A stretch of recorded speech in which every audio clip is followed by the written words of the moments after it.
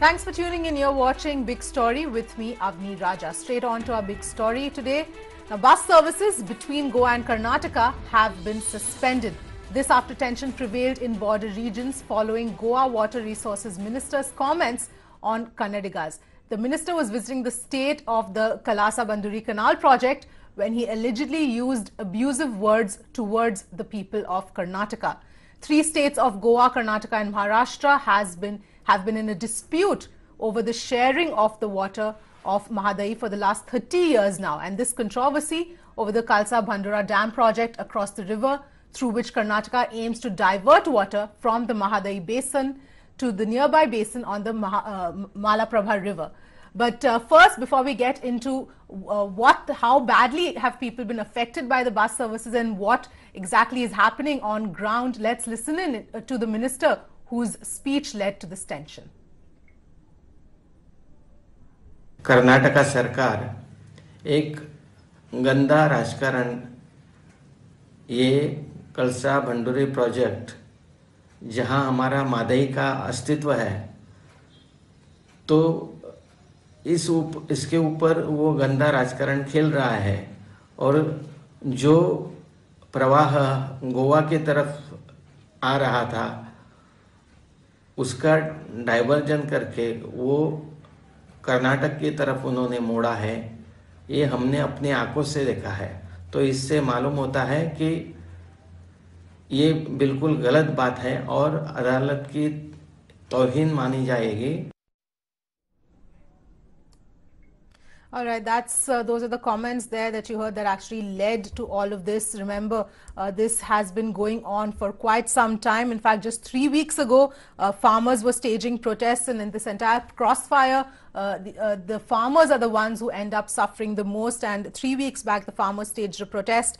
At the time, the Goa BJP minister sent a letter to Yedurappa directly as far as this issue is concerned, but now this has escalated to another level and bus services between the two states have been suspended. There was a lot of tension that prevailed in the border regions following Goa Water Resources Minister's comments. We will get you more details, of course, on this. The minister was visiting the site of the Kalasa-Banduri Canal project when he allegedly used abusive words towards the people of Karnataka. Even Karnataka Chief Minister Siddaramaiah has also tweeted out about this incident and of course condemning the way what this minister did say towards Kannadigas. Now, three states of Goa, Karnataka and Maharashtra, this dispute over the sharing of water of Mahadayi river has been going on for the last 30 years now. The controversy is essentially over the Kalsa-Bandura Dam project across that river, through which Karnataka actually aims to divert water from the Mahadayi basin to the nearby basin on the Malaprabha river. Activists of Jai Karnataka are staging a protest in Belagavi against the Goa Irrigation Minister Vinod's derogatory remarks against Kannadigas. A protest is taking place at the same location where Karnataka was about to begin the work on the Kalasa-Banduri project. Karnataka सरकार एक गंदा राजकारण, ये कलसा भंडूरी project जहां हमारा मादई का अस्तित्व है, तो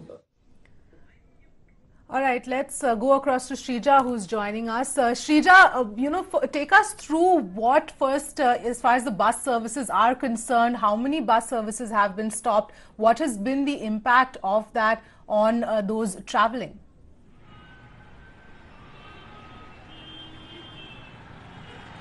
Well, of course, the tussle between both the states, Karnataka and Goa, it is the passengers, the citizens who are bearing the brunt of this, because what we understand is that all the bus services from Goa to Karnataka has been completely stopped. They have been suspended even after 10 hours. Remember that nearly 40 buses that we are looking at, and passengers have been told at the last minute to stop. In fact, also, not to run these bus services towards Karnataka.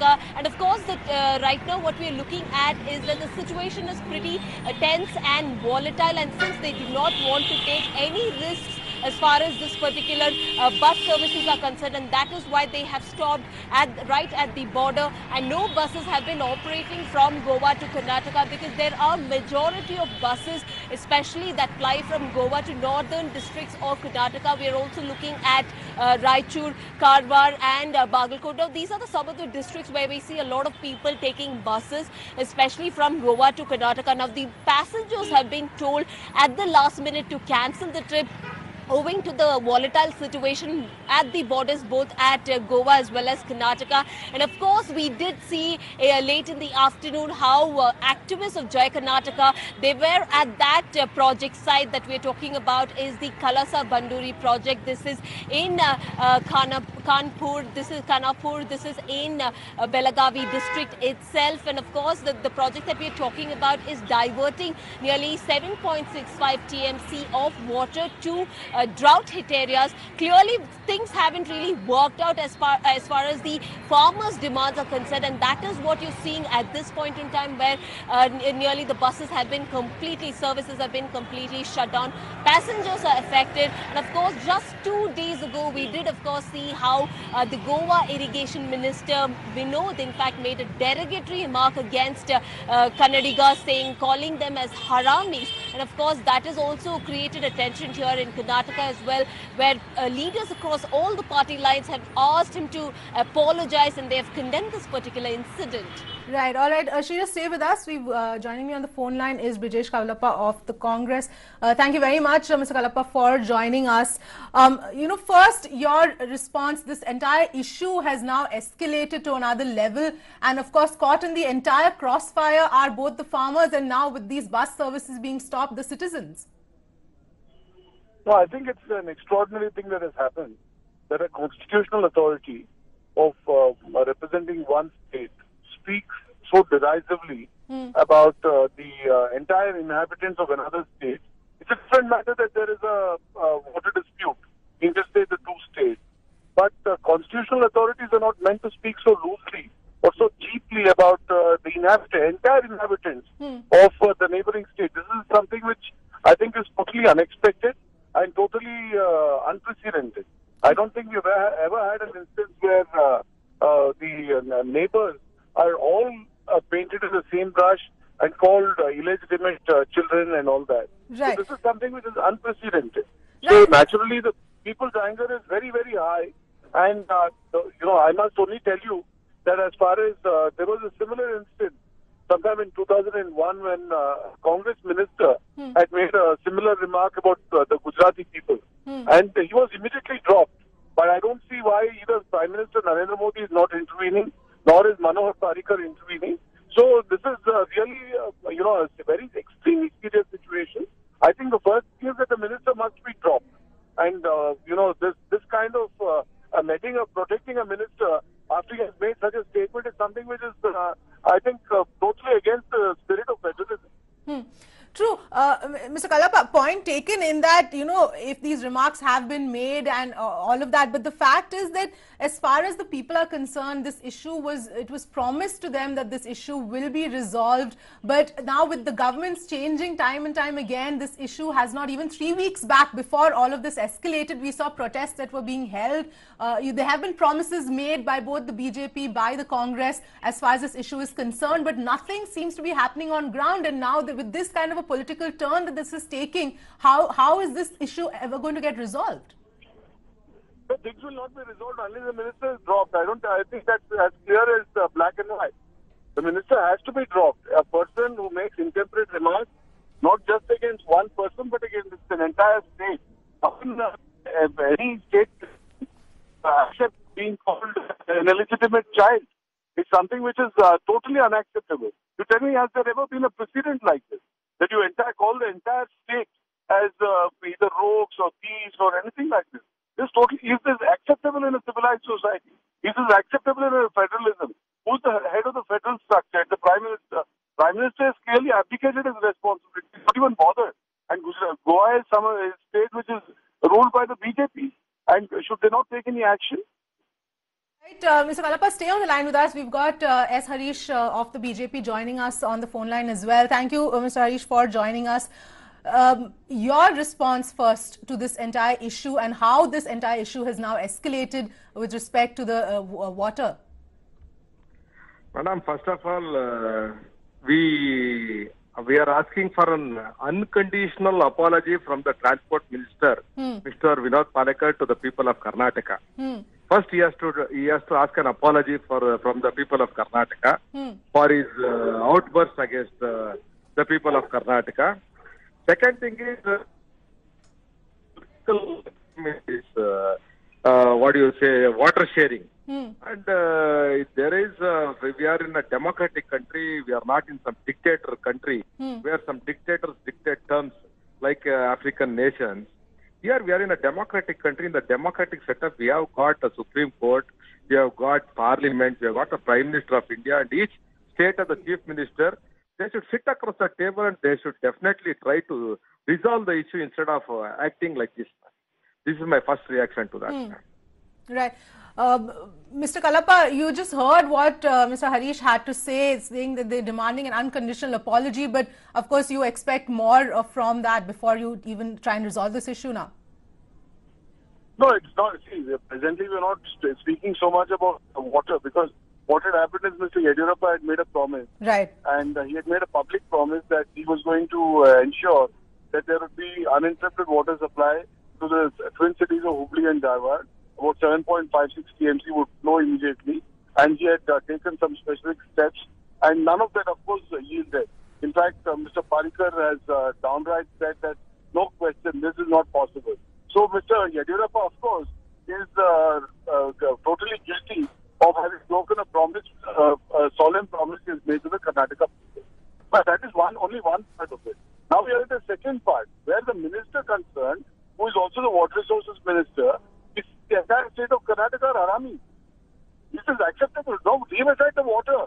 This is insult over injury. Not giving water is an injury, but this is insult over injury. It's it's something that is totally unpalatable, something which can never be digested, and this is something which is going to hurt the BJP very badly if they don't act according to the principles of federalism. What is the federal structure says that every state must be treated with some respect and dignity. And if there is absolutely no dignity in which a minister is treating his counterparts in Karnataka, or forget about his counterparts. Right. Mr. Harish, would you like to respond to what Mr. Kalappa is saying at this point? Why you want to politicize that? I'm telling you now, as a BJP spokesperson, I'm telling you, we are demanding an apology from that minister. Whatever he said is wrong. Then what else you want us to do? Mr. Kalappa? Why are you blaming Mr. Yediyurappa ji now? When Sonia Gandhi was the president of Congress party, what did she do? She went to Goa and she said that not a single drop of water will leave to Karnataka. When Manmohan Singh was the prime minister, did he do something there? He did not do anything then. Why you want to politicalize all these issues? If somebody has done wrong, he has done wrong, and we are accepting that, and we are telling he has done wrong. We should tender an apology to the people of Karnataka. What else you want? See, I have told you that there was an earlier instance where there was a minister, Mr. John, who had made some intemperate remarks about the people of Gujarat. At that time, his resignation was accepted and he was dropped from the cabinet. I think it's not appropriate. Your minister somebody nonsense in Karnataka. What all they are talking? You are saying. Did they tender any apology or did they tender any? Madam, will you ask the gentleman to talk? I think this is Mr. Harish, let Mr. Kalappa complete his point. I'll come back to you. Let Mr. Kalappa complete what he's trying to say. We'll come back to you. An apology. Yes, Mr. Kalappa, go ahead. I just pointed out that there was a similar instance where Mr. John, who was then the Minister for Civil Aviation in 2001, he had made some intemperate remarks. He said that the Bhuj earthquake was because because of what happened in Gujarat. So this was something which I think the people of Gujarat really they did not like. They resented this, and so there was a communication to our Chief Minister. Immediately the minister was dropped. Right?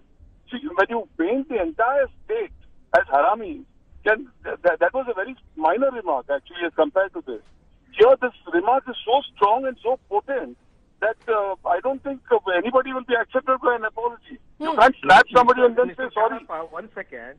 your chief minister calls all BJP, all RSS people terrorists. That is correct for you? How can your chief minister paint everybody red? How can you say all the BJP people are terrorists, all the RSS people are terrorists? You should also tender an apology for that, no? Or will your chief minister resign for that? For the statement he has given against us? Mr. Harish, the question is that this particular comment was made for the people of Karnataka, for the citizens. Do you believe that an unconditional apology is sufficient? Tomorrow some other, may I complete my question? Tomorrow another minister may say out what he wants to say. People of Karnataka. I am telling you now, you should tender an apology. But is that enough? Tomorrow you may have another minister who comes out and says whatever he feels like and says, okay, fine, I can get away with just an unconditional apology. I'll have an unconditional apology. I can say what I like. Is that okay? No, that's not. First, he should have a tender an unconditional apology. Then the party command will take a call on that. The same way our chief minister is speaking here. The same way the set of ministers of Karnataka are speaking. Even Dinesh Gundurrao, the working president of Congress, is speaking like that only. He's calling us terrorists. Is it not wrong on his part to talk like that? Mr. Harish, we will put that question to Mr. Kalappa, but as far as this particular comment is concerned, what more action is likely to be taken? And the fact is that in all this crossfire, Mr. Harish, in all this crossfire, it's the people who end up suffering. Today, there is the issue of the water is not yet resolved. The bus services have been stopped. Hello? Yes, Mr. Harish. Mr. Harish, can you hear me? Yes, ma'am. I'm telling him a stringent action should be taken against that minister. Okay, all right. Mr. Kalappa, coming back to you, I'm going to put forth the same question. And all of this entire political turn that this has taken amongst all this crossfire, it's the people who end up suffering, whether it's the citizens who are suffering because of the lack of bus services, whether it's the farmers who are still suffering. 3 weeks ago, there were protests held. That should be the main focus of whether it's the BJP, whether it's the Congress, no matter what the politics that you're dealing with.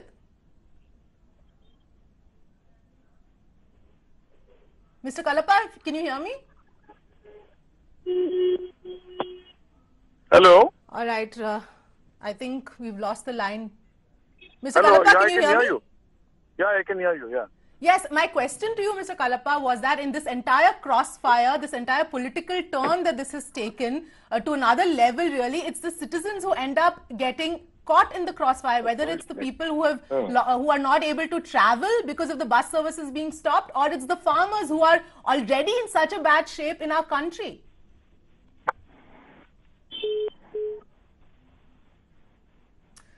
All right, well, we've lost both Mr. Harish, but thank you very much for joining us. Let's go back to Shrija, who's still with us. Shrija, so as far as now this issue is concerned, with the politics the political turn that it has now taken in this entire dispute completely intensified, what are you picking up in terms of the road ahead? What is the road ahead now for this issue?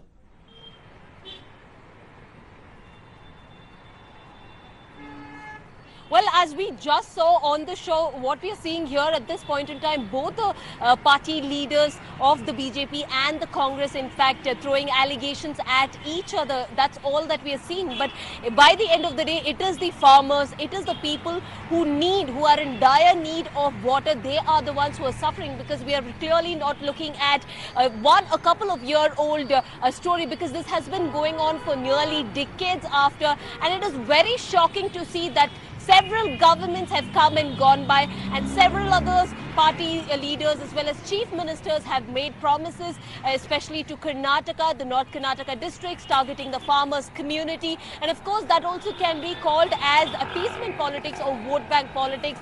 And in the name of that, they have gained political mileage. But at the end of it, the issue still hasn't been solved, or both, in fact, be it the Goa government or the Karnataka government, they haven't been able to arrive at a conclusion as to what should be the alternatives to cater to the needs of people.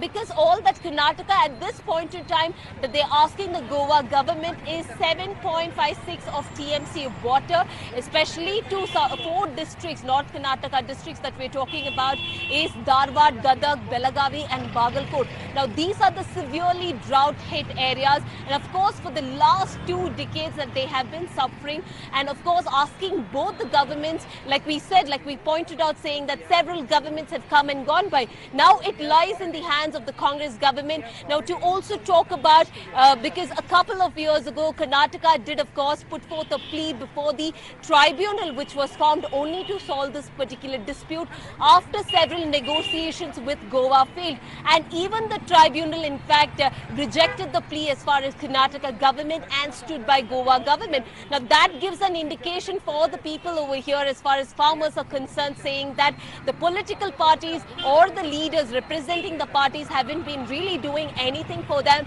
and that is what we saw a couple of weeks ago where the farmers staged a protest before the BJP office demanding a reaction from them as to the promises made. And also what we're seeing today as well is just the reaction coming in from the Goa government and hitting back at Karnataka as well. All right, thanks Shrija for getting us all those details. All right, let's move on. In fact,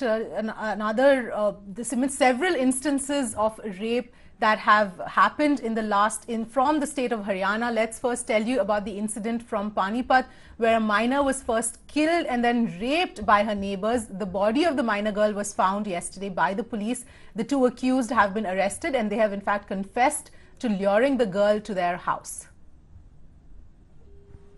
ये लड़की है जिसकी dead body नगर अवस्था में मिली है, गांव में ही जो टोपाल है, टोपाल के पीछे मिली। 2 आदमियों पर जो शक हुआ और उसके बाद उनसे पूछताछ हुई, उन्होंने अपना जुर्म कबूल किया। उन्होंने अभी तक डिस्क्लोज किया है, उसमें ये बताया कि हमने लड़की शाम को कूड़ा डालने गई थी, तो जब वो कूड़ा डाल के वापस आ रही थी तो उस वक्त उसको घर में बुला लिया। किसी बहाने से, वो छोटी बच्ची थी और उसकी पहले हत्या कर दी और फिर उसके बाद एक आरोपी ने रेप किया। And another case of rape reported in Panchkula. A class 4 student was raped and her private parts were mutilated by her neighbor. The cops have arrested the accused. Yes, indeed, it's really shocking. Now, this incident has happened 24 hours after the incident in Jeet, where the body was mutilated and even the private parts were mutilated by the psycho killers. Now, here also, this minor girl, a 4th class student, was raped and then her private parts were mutilated. Now, the police claim that they've arrested 1 person, but it's really shocking. Incident after incident taking place in the state of Haryana, and the police is not taking timely action. That is the claim of the opposition party. In Haryana's Faridabad, a woman was raped for 2 hours in a moving car last night. The woman was abducted in a Scorpio as she was returning home from work, and then she was gang raped. The survivor was then left on the highway. The police was in fact alerted about the incident, but they were unable to rescue the girl from the predators. The state of Haryana continues to be unsafe for women as another shocking incident of gang rape coming out of Faridabad city there. In fact, on Saturday, the 22-year-old girl was abducted and pulled into a car by 4 unidentified men there, and she was gang raped and then dropped off near Sikri. Now the police has set up an SIT and they are trying to investigate into the matter. Her medical examination has been done. That clearly shows that the men took turns to rape her. In fact, what we know at this point is that the police is scanning CCTV footages, but they have not been able to allocate or look at the kind of area where this particular incident took place. They don't have CCTV footages of all the areas in Faridabad city as well, and on that stretch in Sikri as well. And currently, the police investigation seems to be moving at a slow pace, and they seem to be groping in the dark as these 4 unidentified men, they have not been able to gather any information on who they are. In fact, the car number also HR99, as the police sources say, seems to be a temporary number plate there to kind of divert the police investigation. In Faridabad, this is Milan Sharma for Mirror Now. All right, well, that's all the time we have on this edition of Big Story. Stay tuned to Mirror Now.